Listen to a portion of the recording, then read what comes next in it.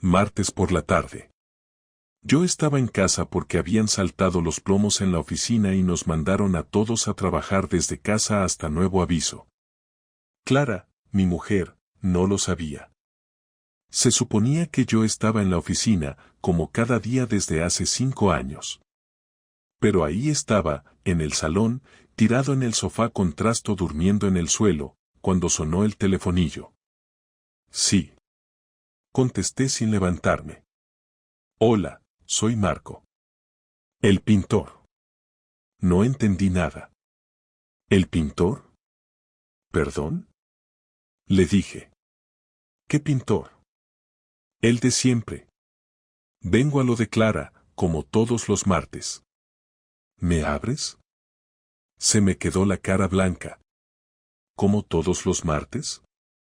Le abrí sin decir nada y me quedé de pie en medio del pasillo, con el corazón latiendo raro. No era miedo, ni enfado. Era esa sensación de estar a punto de descubrir algo que no quiere saber. Lo escuché subir. Trasto levantó la cabeza y movió la cola cuando sonó la puerta. Como si ya lo conociera. Cuando abrí, vi a un tipo de unos 40, pelo negro, barba de 2 días, camiseta manchada de pintura blanca y una sonrisa que se borró en cuanto me vio. Ah, tú eres. El marido de Clara, dije, sin sonreír. ¿Tú eres el pintor? Sí, bueno, ella me dijo que los martes por la tarde podía venir a trabajar tranquilo, que no había nadie en casa. Lo miré, tratando de entender. El tipo sudaba. Literalmente. No sé si por el calor de abril o por los nervios. No parecía un amante. Parecía un pintor. ¿Pero qué coño pintaba cada martes durante meses? ¿Y qué pintas aquí exactamente? Pues, el estudio. ¿Qué estudio? El de ella. Me dijo que estaba montando un estudio para clases de arte, que quería tenerlo listo antes del verano. Yo no sabía qué cara poner. Clara no me había hablado de ningún estudio. Ni de querer dar clases. Ni de un proyecto artístico. Ni de nada. Su vida últimamente eran jornadas de 8 horas en la galería, cenas rápidas y siestas largas en el sofá. ¿Te ha pagado ya por esto? Bueno, me va pagando por horas, en efectivo. Me dijo que prefería no hacer factura porque era algo informal. Claro, dije. No sabía qué hacer con las manos, ni con la boca, ni con mi cabeza. El tipo dudó un momento, y luego dijo. ¿Quieres ver cómo va quedando?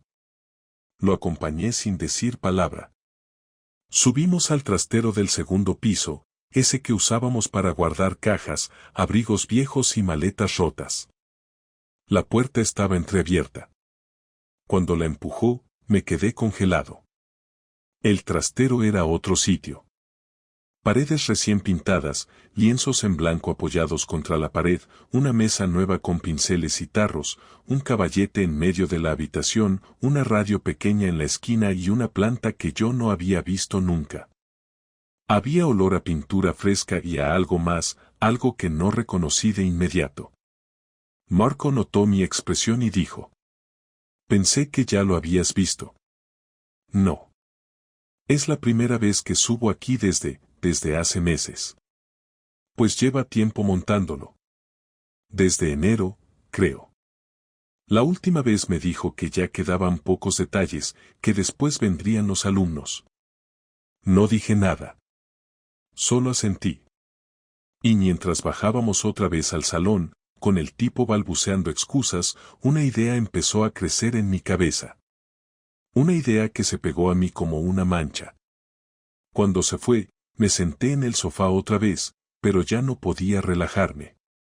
Miré hacia el techo, hacia esa habitación que había estado ignorando durante semanas.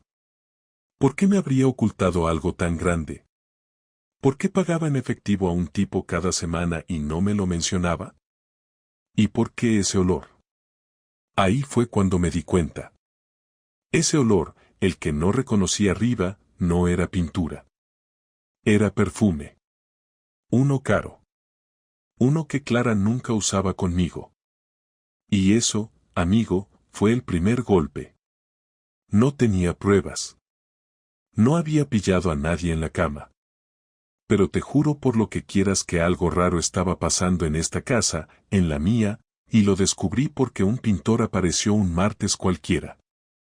No bajé corriendo las escaleras ni me puse a revisar el móvil de Clara como haría cualquiera en las películas, no me entró un ataque de celos instantáneo ni me monté una historia de cuernos en la cabeza. Lo que hice fue quedarme sentado, inmóvil, mirando al frente como un gilipollas durante más de media hora, con Trasto echado a mis pies sin moverse tampoco, como si él también hubiera entendido que algo se había roto, algo que no hacía ruido pero pesaba, no sabía qué hacer, si hablarlo con ella directamente, si esperar a que me lo contara por su cuenta, si hacer como si nada, y todo eso me dejó clavado al sofá como si me hubieran pegado con cinta americana.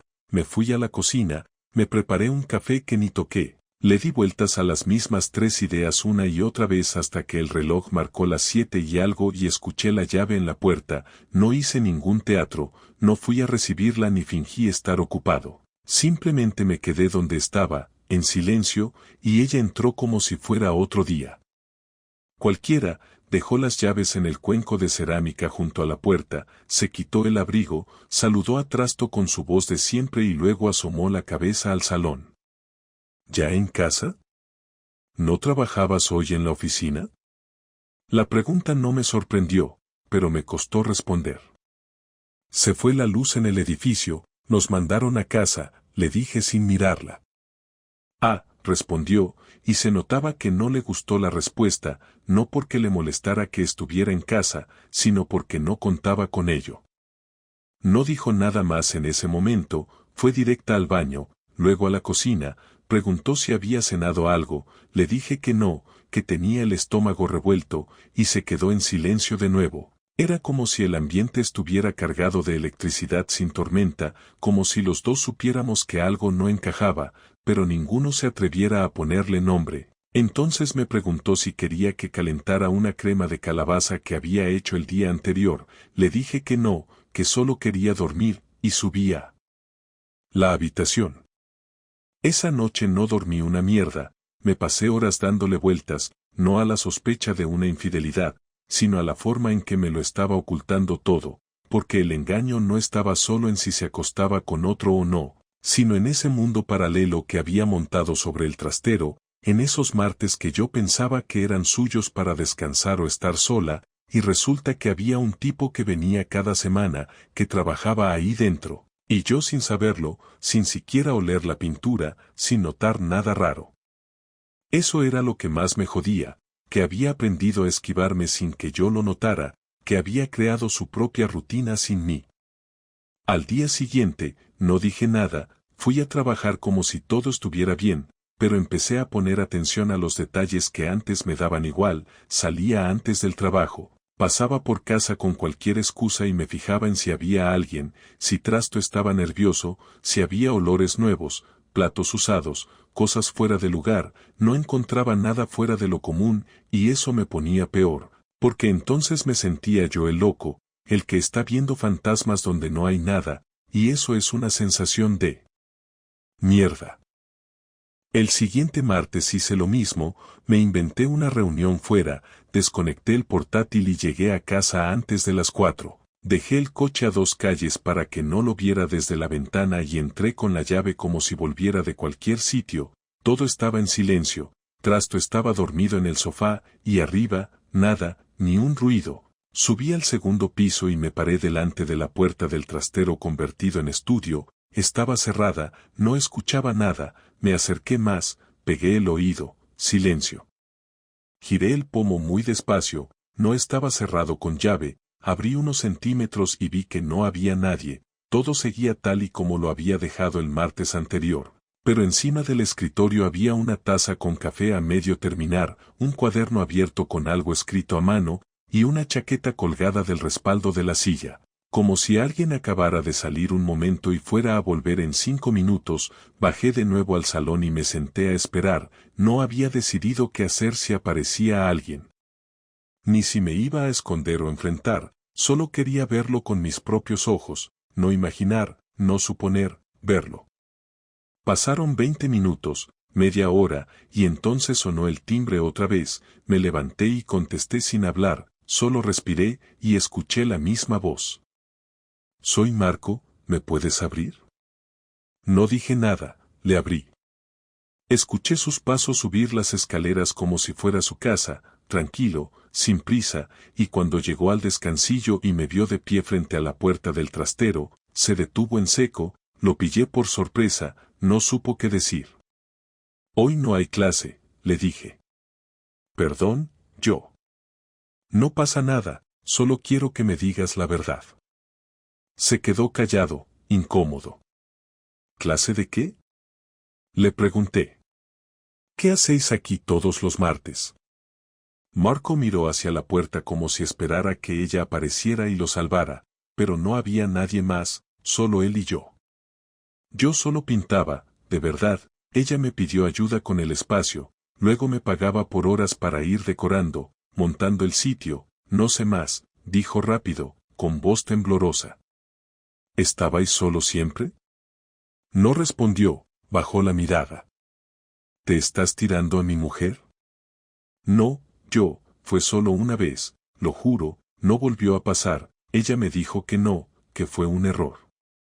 Me quedé callado, lo miré sin moverme, y sentí que todo el aire de mis pulmones se iba como si me hubieran vaciado con una jeringuilla, no fue rabia, ni ganas de matarlo, fue una especie de vacío que no sabía dónde meter. Vete, le dije sin alzar la voz. Marco bajó las escaleras en silencio, casi corriendo, y yo me quedé ahí, delante de esa puerta que olía a perfume caro y mentira, preguntándome desde cuándo, cómo, por qué, y con la cabeza llena de preguntas que ya no necesitaban respuesta, porque lo único que me quedaba claro era que todo lo que pensaba que era estable, sólido, seguro, se había ido a la mierda en silencio, sin gritar, sin romper platos, solo con un tipo bajando las escaleras y diciendo que fue solo una vez. Cuando Marco salió por la puerta y escuché cómo sus pasos se iban alejando por la escalera del edificio, me quedé quieto, apoyado en la barandilla, intentando entender en qué momento mi vida había empezado a cambiar sin que yo me diera cuenta.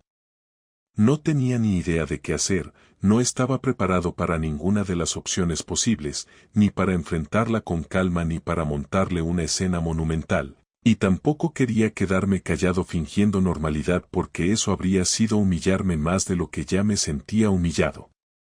Me quedé allí arriba varios minutos, con el corazón golpeando fuerte y las manos frías, hasta que escuché el motor del coche de Clara aparcando frente al edificio.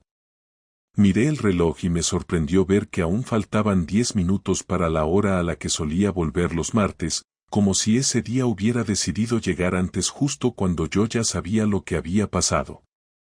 Bajé despacio las escaleras y me quedé en el salón, de pie, sin saber si recibirla en silencio o hablarle de inmediato, mientras escuchaba la llave entrar en la cerradura. Clara entró en casa sin la tensión que esperaba encontrar en su cara, dejó el bolso en el mueble de la entrada y saludó con un hola que no tenía nada de especial, como si el martes estuviera siendo igual que todos los anteriores. Caminó hacia la cocina y ni siquiera se dio cuenta de que yo estaba de pie en medio del salón mirándola, y cuando se giró y me vio allí, quieto, su expresión cambió ligeramente, como si se preguntara qué hacía yo delante de la tele sin haberla encendido siquiera. Noté que dudó un segundo antes de hablar, pero lo disimuló bien. ¿Qué haces ahí? Me estás asustando, pensé que estabas arriba trabajando o algo así. Tenemos que hablar, dije, y la frase salió más seria de lo que había planeado, sin temblar, sin gritar, sin dramatismo, pero con un peso que ella captó en el acto. Clara se quedó quieta, con una botella de agua en la mano, y la dejó en la encimera sin abrirla. Me miró como esperando que le diera una pista del tema, pero yo no quise darle ninguna salida cómoda. Necesitaba que escuchara todo sin escapatorias ni excusas automáticas. He estado arriba, le dije. En el estudio. Ese estudio que has montado sin decirme nada. Ese mismo donde has estado trayendo a Marco todos los martes. No me interrumpió, solo abrió los ojos un poco más, como si no supiera por dónde iba a seguir yo. Y ya estuvo hoy, añadí. Hoy también vino. Ella respiró hondo, pero no de la manera típica de las películas, no con dramatismo exagerado ni con lágrimas instantáneas, sino como quien está intentando ordenar sus pensamientos para que no se les note el temblor. Se apoyó en la encimera y bajó la mirada durante un segundo, pero la levantó enseguida, intentando mantener cierta compostura. No quería que te enteraras así, dijo, y esa frase me cayó como un bloque de cemento porque confirmaba lo que yo ya sabía sin necesidad de que lo explicara. ¿Entonces es verdad? Pregunté, y me escuché a mí mismo hablar con una calma que no sentía para nada. ¿Es verdad que estuviste con él? Ella se pasó la mano por el pelo, algo que hacía siempre que estaba nerviosa, y me miró a los ojos sin intentar acercarse. Fue solo una vez, respondió. Y no lo busqué, pasó sin planearlo, sin pensar, fue un error y lo corté inmediatamente, no volvió a repetirse, yo no quería convertirlo en algo más. ¿Qué significa que lo cortaste? Pregunté. Porque él viene todos los martes a esta casa, Clara, y tú me has dicho durante meses que los martes necesitabas tus tardes libres porque estabas agotada, y resulta que estabas ahí arriba con él. No estaba con él como tú estás pensando, contestó rápido, casi atropellando las palabras. Él venía a ayudarme con el estudio, nada más, y créeme que después de aquello se lo dejé claro, le dije que no pasaría otra vez y no pasó, lo juro. Me acerqué un poco y la miré de frente, no para intimidarla sino para que no pudiera apartar la mirada y esconderse detrás de su versión cómoda. ¿Qué pasó exactamente? Le pregunté. No quiero interpretaciones, no quiero adornos, quiero que me digas lo que pasó porque lleva meses pasando algo que yo no sabía y necesito ponerle nombre. Clara cerró los ojos durante un segundo y apretó los labios antes de empezar a hablar. No lloraba, pero se notaba que estaba conteniendo las lágrimas, no porque estuviera dolida, sino porque sabía que no tenía escapatoria. Yo estaba aquí con él, dijo. Estábamos organizando el espacio y hablando de cuando tendría las primeras clases, él hizo un comentario tonto, me hizo reír, yo llevaba días sintiéndome rara, pasando por una fase de bajón, no sé, y me dejé llevar. Fue un momento de esos que no piensas, no me voy a justificar, fue un fallo gordo, pero fue eso, un momento. ¿Te besó? Pregunté. Sí. ¿Y tú le seguiste el beso? Sí. ¿Y os acostasteis? Ella tardó más en responder esta vez, como si elegir las palabras pudiera cambiar el resultado, pero al final lo dijo sin rodeos. Sí, pasó, pero fue rápido, fue una estupidez, algo que no sentí como algo real, algo que quise cortar al instante, y lo hice. Me quedé mirándola sin moverme, y aunque lo que decía tenía cierto sentido lógico, no podía creer que algo así se hubiese colado en nuestra vida sin que yo me diera cuenta, sin señales claras más allá de pequeños gestos a los que no di importancia en su momento. Ella siguió hablando sin que yo le preguntara más, como si quisiera vaciarlo todo antes de que yo empezara a lanzar preguntas de verdad. No lo volví a tocar, no hubo más, él vino cada martes porque yo ya lo tenía contratado para terminar el estudio y no quería mezclar todo ni hacer las cosas más incómodas, lo mantuve estrictamente profesional, y por eso no te lo conté, porque no había nada más y solo iba a servir para hacer daño, pensé que era mejor seguir adelante y ya está, pero veo que fue peor ocultarlo. No lo contaste porque sabías que no iba a quedarme de brazos cruzados, respondí, y no lo dije con rabia sino con una claridad que incluso a mí me sorprendió. No lo contaste porque sabías que no tenía manera de enterarme si tú no querías, así que lo escondiste y seguiste con los martes como si formaras parte de dos vidas distintas, una contigo y otra conmigo. No lo hice por maldad, dijo, con la voz más baja. Lo hice porque pensé que podría arreglarse sin destruirlo todo. Me eché un poco hacia atrás porque sentí que si me quedaba tan cerca de ella iba a explotar, no con violencia física, sino con palabras que después no podría retirar. Caminé hasta el salón, me senté en el sofá y me pasé las manos por la cara. Ella vino detrás de mí, pero se quedó de pie, sin acercarse demasiado. «Dime qué quieres que haga», me dijo. «Dime qué necesitas ahora mismo». «Necesito saber la verdad», respondí. «Toda. No lo que te conviene contar, sino lo que realmente pasó, lo que sentías antes, durante y después, lo que te llevó a hacerlo, cuánto tiempo llevabas pensando en otra persona aunque fuera sin ponerle nombre. Necesito saber si esto fue un impulso o si yo llevaba ya tiempo quedándome fuera de tu vida». Clara se sentó en la mesa de centro porque no se atrevía a sentarse a mi lado, y empezó a hablar más despacio, como si cada palabra la obligara a enfrentarse consigo misma. «No pensaba en otra persona», dijo.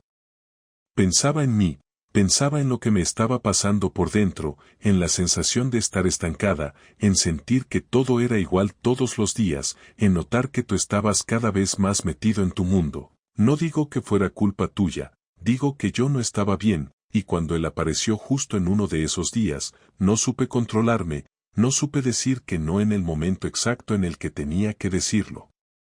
«¿Te hizo sentir algo que yo no te hacía sentir?», pregunté, y aunque la pregunta era dura, necesitaba hacerla. «No es eso», respondió. «No fue él, fui yo, fue mi cabeza, no él como persona, no fue algo romántico ni especial ni profundo, fue una estupidez nacida de un momento de debilidad y de un montón de cosas acumuladas que no supe manejar».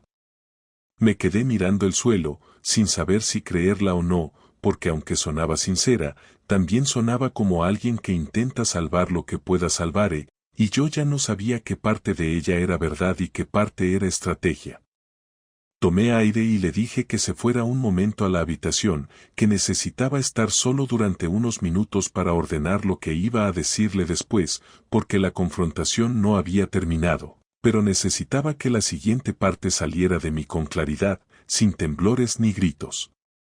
Me quedé solo en el salón durante casi media hora sin moverme del sitio, con la televisión apagada, el teléfono en modo avión y las persianas bajadas, porque no quería ni un ruido, ni una interrupción, ni nada que desviara lo que estaba procesando. Repasé cada detalle de la conversación con Clara, cada palabra que eligió, cada pausa y cada explicación que intentó darme, no solo porque necesitara entenderlo mejor, sino porque estaba buscando en todo eso el punto exacto donde decidí dejar de ser paciente, comprensivo o razonable.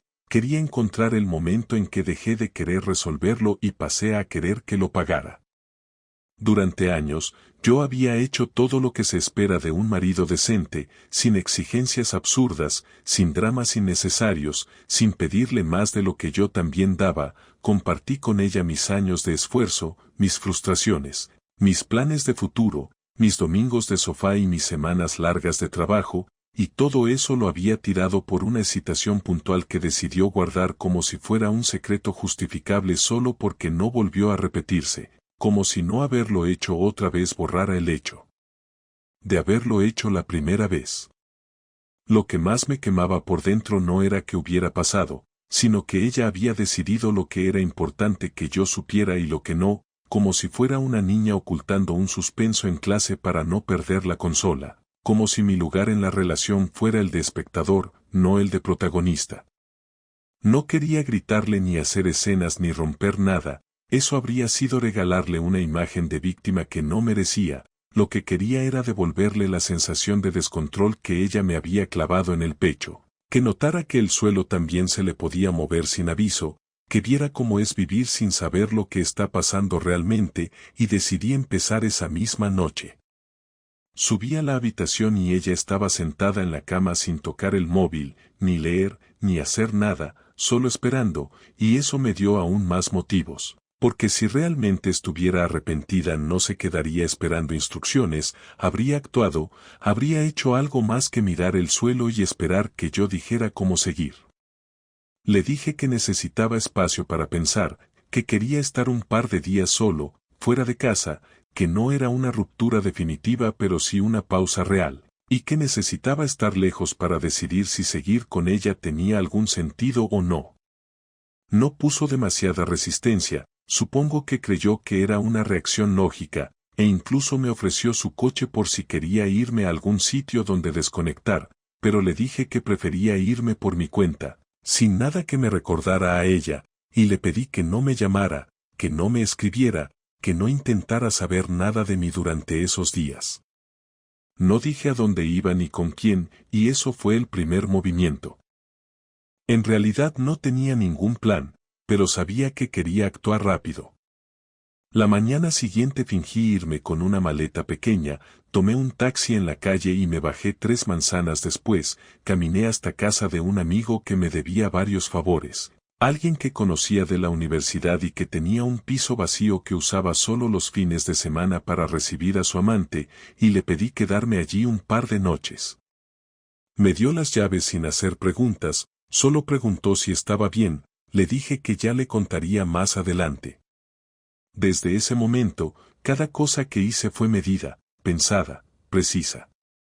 No estaba en modo víctima ni en fase de duelo, estaba enfocado en una idea, no iba a dejar que esto quedara como un error que se olvida, iba a asegurarme de que Clara entendiera de verdad lo que es perder algo sin que nadie te avise.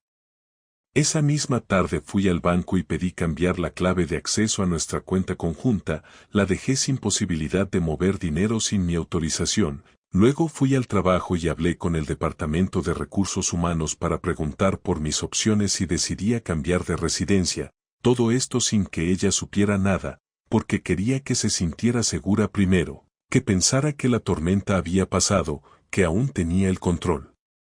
Llamé a una antigua compañera de clase, alguien con quien había tenido cierta conexión en el pasado y que me seguía escribiendo de vez en cuando con la excusa de que algún día tomaríamos ese café pendiente, y la invité a cenar, no para acostarme con ella ni para sustituir a Clara, sino para recuperar una sensación básica de poder elegir, de ser deseado, de tener opciones fuera de mi casa, de no estar amarrado emocionalmente a una persona que ya no respetaba el vínculo que supuestamente habíamos construido. Durante esos 2 días, Clara me escribió 3 veces y no le respondí, me mandó un mensaje diciendo que esperaba que estuviera bien, otro preguntando si necesitaba algo, y uno más diciéndome que pensaba mucho en mí y que entendía que necesitara tiempo. No contesté, no por orgullo sino porque quería que empezara a sentir lo que es el silencio después del error, no un enfado escandaloso que se pasa con palabras bonitas, sino un vacío de verdad. Una distancia real que no sabes cuánto durará ni si alguna vez se cerrará. El tercer día volví a casa sin avisar, eran las 5 de la tarde y ella no estaba, dejé la maleta en el recibidor, me quité los zapatos y subí al estudio, no para espiar, sino para mirarlo con otros ojos. No sentí celos, ni rabia, solo un desprecio nuevo, frío, una sensación clara de que ese espacio era ahora el símbolo exacto de lo que se había roto, pintado de blanco y decorado como si fuera algo positivo. Bajé al salón, me serví una cerveza, puse música en el altavoz del comedor y esperé sentado en la silla de siempre, con las piernas cruzadas y el móvil apagado. Cuando entró por la puerta y me vio allí, se detuvo un instante, como si no supiera si saludar o preguntar directamente. La miré sin decir nada y solo levanté la mano en señal de saludo. Ella dejó el bolso en el suelo, no en el mueble de siempre, y se acercó despacio, como si temiera que cualquier palabra pudiera detonar algo. Pensé que no volverías hoy, me dijo. No estaba seguro, respondí, sin levantar la voz. Se sentó en el sofá, cruzó los brazos sobre el pecho y me miró esperando que dijera algo más. He estado pensando, le dije. Y no voy a tomar decisiones en caliente, pero tampoco voy a quedarme aquí esperando a ver si vuelvo a confiar como si fuera cuestión de tiempo. ¿Qué significa eso? Que voy a hacer lo que tú hiciste, le contesté. Vivir sin contar cada cosa, decidir por mi cuenta, no avisarte de todo, tomarme mis espacios y no justificar cada movimiento. Si durante meses tuviste tu mundo sin mí, ahora quiero saber cómo se siente estar en el otro lado. Ella bajó la cabeza, no supo qué decir, y durante un buen rato nadie habló. Yo no necesitaba una reacción, solo quería que supiera que ya no tenía el control, que las reglas ya no eran suyas.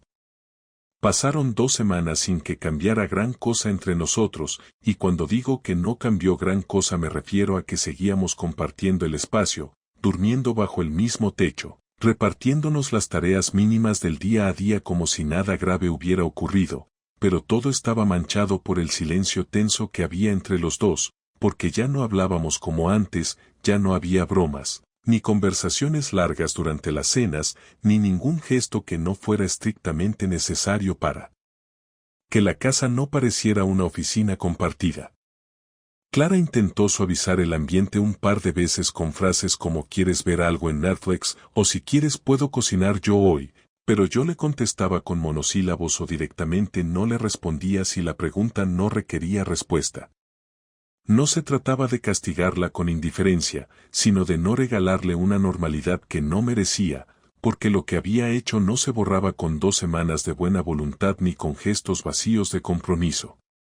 Durante esos días, aproveché para rehacerme mentalmente, para acomodar mis pensamientos y decidir qué quería hacer con todo esto, y poco a poco, sin necesidad de escribir listas ni hablarlo con nadie, fui llegando a una conclusión que no me gustaba pero que era clara, no podía seguir con ella.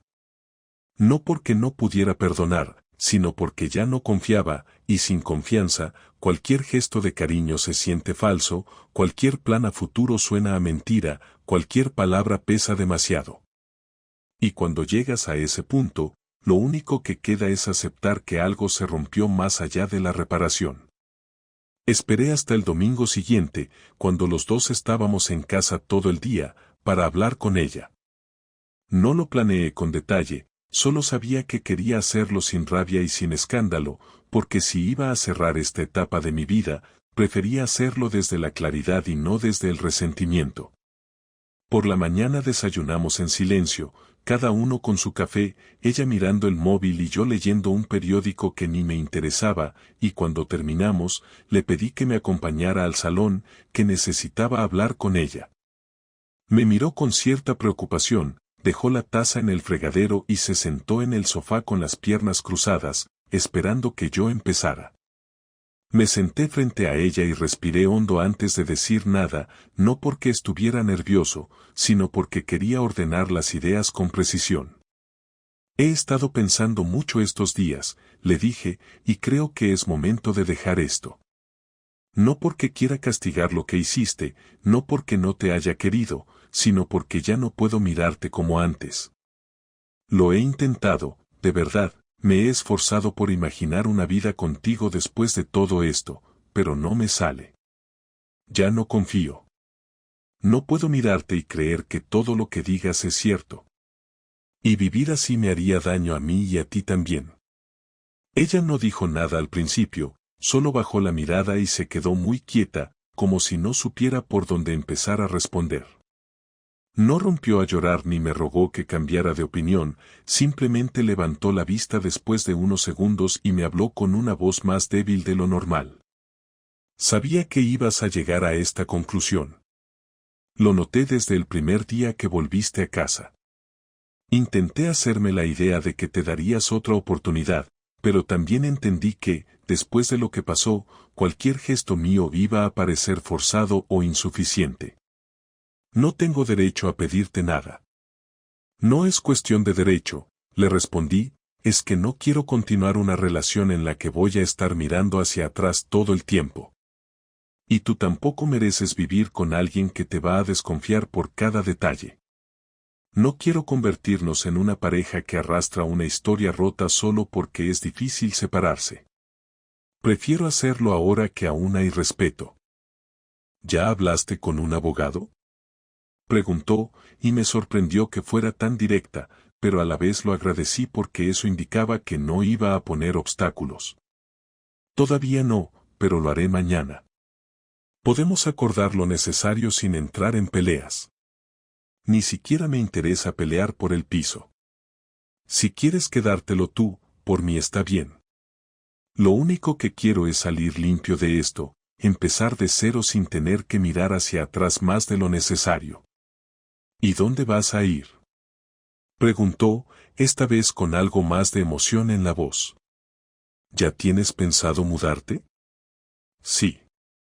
Hace unos días hablé con un compañero del trabajo, tiene un piso libre que usaba como despacho y me lo alquila por poco dinero. Ya tengo las llaves. No voy a dormir aquí más allá de esta semana. Asintió en silencio, no lloraba pero tenía los ojos húmedos, y no sé si era tristeza por perderme o por verse a sí misma en esa situación, sola, con todo lo que había escondido saliendo a la superficie sin posibilidad de taparlo. Yo no sentía alegría, ni alivio inmediato, solo una sensación de calma rara, como si por fin hubiera terminado una operación molesta que no podías evitar. Le ofrecí organizar juntos los detalles del papeleo, dividir las cuentas, decidir qué haríamos con el coche, con los muebles, con el perro, porque sí, incluso Trasto debía ser parte de la conversación. Clara dijo que no quería quitármelo, que si quería quedármelo yo, lo entendía. Le dije que prefería que se lo quedara a ella, porque yo iba a pasar más tiempo fuera, y no quería que Trasto viviera encerrado todo el día. Al final, lo más difícil de esa charla fue hablar de cosas pequeñas como quién se quedaba con la cafetera o con el juego de platos que compramos en aquel viaje a Zaragoza, porque ahí es donde notas que una vida compartida está hecha de tonterías que terminan doliendo más que lo importante. Cuando terminamos de hablar, ella se fue a la habitación sin decir más. Yo me quedé en el salón, mirando la mesa, el suelo, el sofá, todo eso que durante años había sido parte de una rutina que pensaba que me protegía de las sorpresas desagradables y que ahora ya no significaba nada. No tenía ganas de salir, ni de llamar a nadie, ni de beber, solo quería cerrar ese domingo sabiendo que ya estaba dicho todo, que no quedaban palabras pendientes ni aclaraciones que fueran a cambiar el rumbo de lo que venía. Subí al estudio una última vez, recogí unas cuantas cosas que había dejado ahí antes de que lo convirtiera en su refugio secreto, bajé con una caja en los brazos y la dejé en el recibidor. No me despedí de ese lugar porque no sentía apego, lo que sentía era algo parecido a cuando uno termina un trabajo y entrega el ordenador, las llaves, la tarjeta, sin nostalgia, solo con un poco de cansancio. Esa noche dormimos en la misma casa pero en habitaciones distintas, y por primera vez desde que todo comenzó, descansé sin interrupciones, sin vueltas en la cama, sin repasar nada en la cabeza. Al día siguiente salí temprano, no me despedí porque no hacía falta. Lo que se tenía que decir ya estaba dicho, y lo demás eran formalidades. La semana que siguió fue la más extraña que he vivido en años, no porque ocurrieran cosas sorprendentes o fuera difícil adaptarme al cambio, sino porque todo avanzó sin obstáculos, sin discusiones fuertes, sin ese dramatismo que uno suele imaginar cuando piensa en una separación.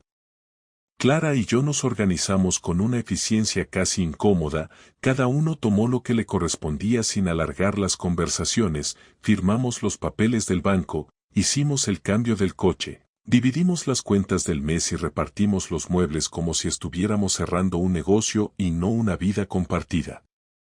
Supongo que ya estábamos agotados, y no por las cosas prácticas, sino por lo que veníamos arrastrando desde que todo se empezó a romper sin que nadie lo dijera en voz alta.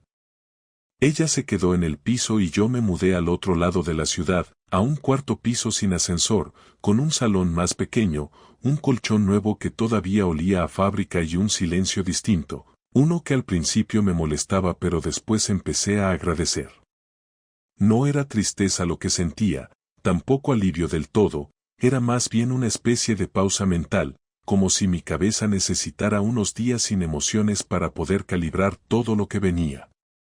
Me levantaba temprano, caminaba al trabajo, evitaba pasar por las calles donde solíamos ir juntos, borré el historial de lugares que tenía con ella en el móvil, y cada día trataba de incorporar un hábito nuevo que no tuviera ningún vínculo con la vida anterior. Cambié de supermercado, de horario para el gimnasio, incluso empecé a ir a una cafetería que me quedaba más lejos solo porque me permitía desconectar de todo lo que me recordara a Clara. No es que quisiera borrar los recuerdos, simplemente quería dejar de tropezar con ellos a cada paso. Un viernes por la tarde recibí un mensaje de ella, corto, sin drama, solo decía que esperaba que estuviera bien y que le alegraba saber que había encontrado un sitio donde sentirse cómodo. No respondí, no porque estuviera enfadado, sino porque ya no tenía nada que decir. Todo lo que había que cerrar ya estaba cerrado, y contestarle solo habría servido para alargar algo que ya no tenía sentido. La mayoría de la gente con la que hablé durante ese mes ni siquiera supo lo que había pasado, solo unos pocos amigos cercanos sabían que me había separado y uno solo sabía la razón real. No me interesaba contar la historia, ni victimizarme, ni buscar comprensión, necesitaba vivir el proceso sin tener que explicar cada parte a los demás. Y lo cierto es que, aunque el dolor no se fue de inmediato, tampoco fue insoportable. Dolía más el vacío que dejó su ausencia que el hecho concreto de la traición, dolía ver cómo algo tan largo se podía terminar en semanas sin que eso detuviera al mundo ni provocara terremotos. Clara no insistió, no volvió a escribirme, y eso me confirmó que ella también entendía que el final había sido definitivo. Un día, saliendo del trabajo, me crucé con Marco en una calle del centro. No lo había visto desde aquella tarde en que le pedí que se fuera de mi casa, y cuando me vio se detuvo al instante, como si no supiera si debía saludarme o cruzar la acera. Yo también dudé, pero al final me acerqué, no con intención de pelear, sino con la necesidad de cerrar otra parte de esto. Se quedó quieto, esperando que yo hablara primero. No te preocupes, no voy a decir nada, le dije. Solo quería verte la cara de cerca una vez más. Él asintió, no supo qué decir, y después de unos segundos me dijo que lo sentía, que sabía que lo que hizo estuvo mal, que no tenía excusas, que le habría gustado manejarlo de otra forma pero que no supo cómo. No me interesa tu arrepentimiento, le respondí. Solo quería que supieras que lo que pasó no te define, pero a mí me cambió. Y eso no se arregla con disculpas.